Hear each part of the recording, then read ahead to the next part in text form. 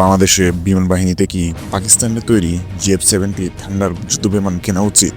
প্রতিবেশী ভারত এবং মিয়ানমারের বিমান বাহিনীকে মোকাবেলায় এই যুদ্ধবিমানগুলো কতটা কার্যকরী হবে?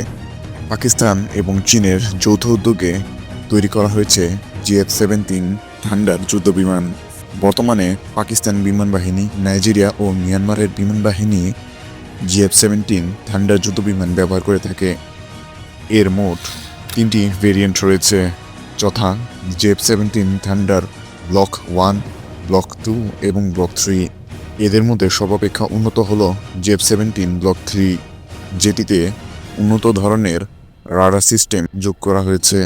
JF-17 থান্ডার 4.5 জেনারেশনের একটি যুদ্ধবিমান, যা বাংলাদেশে বিমান বাহিনী এবং আকাশ প্রতিরক্ষার জন্য কার্যকরী ভূমিকা পালন করবে।